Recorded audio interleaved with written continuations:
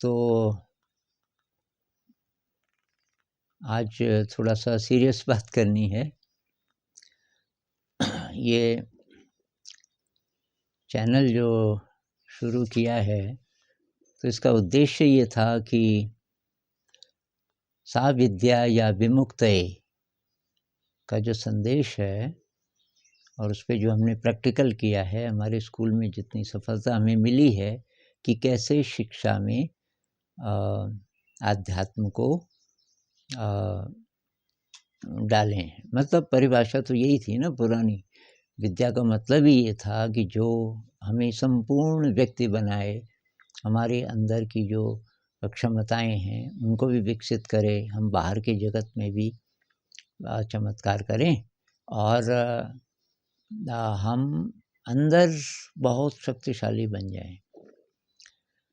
तो अभी धीरे-धीरे ये चैनल जो इतनी तेज़ी से बढ़ा, इसका कारण ये है कि बहुत सारे लोग वो आध्यात्म वाले जो वीडियोज़ हैं, उनको ही पसंद कर रहे हैं, जो कि बहुत अच्छी बात है।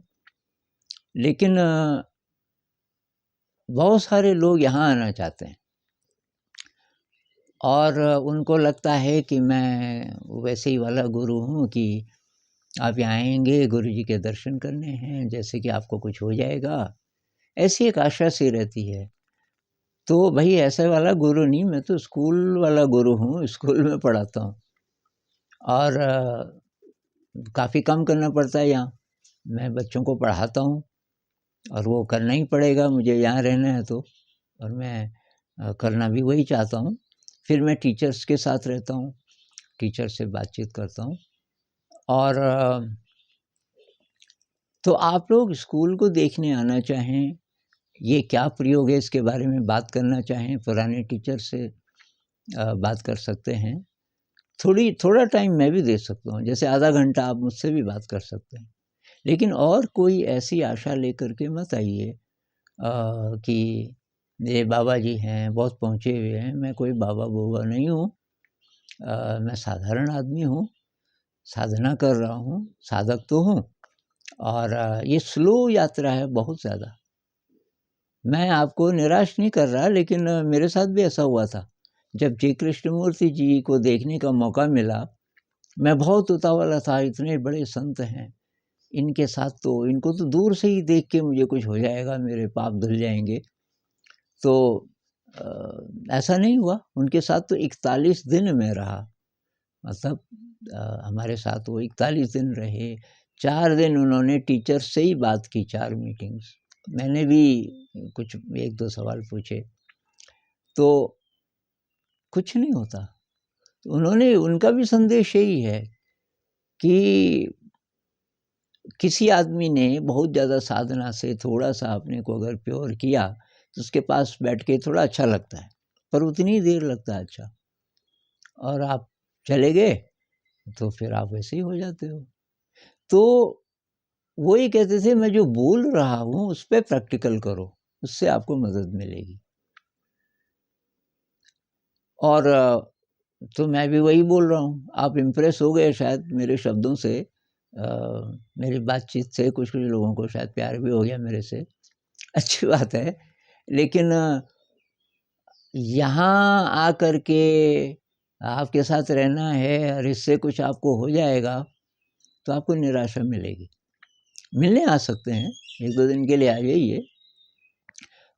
थोड़ा टाइम बात कर सकते हैं, थोड़ा टाइम मैं भी दे सकता हूँ, लेकिन कुछ हो जाएगा किसी भी चीज़ से। अच्छा, कुछ लोग शायद इसमें इंटरेस्टेड हैं फ़िलॉसफ़ी में, वेदांत में, तो भाई मैंने तो ये चीज़ें पढ़ी ही नहीं। कोई-कोई लोग पूछते हैं सवाल उपनिषद से, मुझे टाइम ही नहीं मिला कभी और मेरी इतनी ज़्यादा रुचि है भी नहीं, क्योंकि प्रैक्टिकल में मेरी ज़्यादा रुचि है।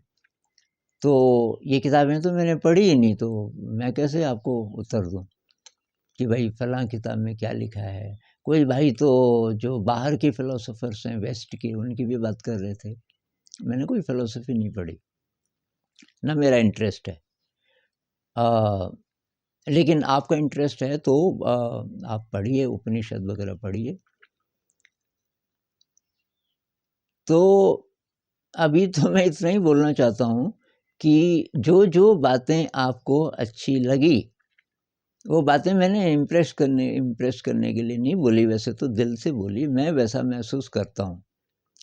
लेकिन वो जो बातें हैं वो बहुत स्लो यात्रा है, बहुत स्लो यात्रा है, बहुत कष्ट से गुजरना पड़ता है। तो कुछ नहीं होगा मेरे साथ, जो लोग 20 साल से रह रहे हैं इस प्रयोग में, वो उनको कुछ नहीं हुआ तो आपको कैसे हो जाएगा 1-2 दिन में? मतलब उनको कुछ नहीं हुआ ये तो नहीं कह सकते। उनके जीवन में मैं देख रहा हूँ परिवर्तन तो आ रहा है, साथ में ध्यान करते हैं, उनको भी पूछो तो वो काफ़ी चीज़ें बोलते हैं कि भई गुस्सा कम हुआ, ख़त्म हो गया ये तो नहीं पर कम हुआ, लड़ाई झगड़ा कोई ज़्यादा करता था पहले तो थोड़ा कम हुआ। ये जो विकार तो कम होते हैं, लेकिन बहुत स्लो यात्रा है। कबीर साहब कहते हैं ना, धीरे धीरे रे मना, धीरे सब कुछ होए, माली सींचे 100 घड़े, ऋतु आए फल होए। तो 100 घड़े सिंचाई करनी पड़ेगी। आपके अंदर का जो दिव्यता का पौधा है एक तरह से, उसकी सिंचाई करनी पड़ेगी। सिंचाई कैसे करोगे? ये ध्यान से, निस्वार्थ सेवा से, कृतज्ञता, विनम्रता, इन गुणों का अभ्यास करने से, पराक्रम से, तो और पूरा जन्म लगेगा। ये यात्रा उसके लिए है जो जीवन लगाना चाहते हैं इस पे। और इससे फ़ायदा क्या होगा? इससे फ़ायदा तो ये होगा भाई, क्लैरिटी बढ़ती है, खुशी बढ़ती जाएगी ज़िंदगी में, खुशी तो रहना चाहते हैं। लेकिन 1 दिन में 2 दिन में नहीं होगा। ये कोई क्विक ये फ़ास्ट फूड नहीं है कि 2 मिनट मैगी नहीं है कि फटाफट हो जाएगा, ऐसा नहीं। ये जीवन भर की यात्रा है। बुद्धिज़्म में कहते हैं अगर आपका मन थोड़ा-थोड़ा शांत रहने लग गया बीच-बीच में, तो श्रोतापन्न पहली स्टेज आई। इसके बाद आप 7 ही जन्म लोगे। 7 जन्मों तक आप जिसको भी बोलते हैं कि अरहंत हो जाओगे। 7 जन्म। अब लोग बोलते हैं भाई इतना सब्र किसमें है? हमें जल्दी से बताओ 2-3 दिन में कुछ हो जाए। तो भई वो तो अब वो तो मुझे नहीं पता।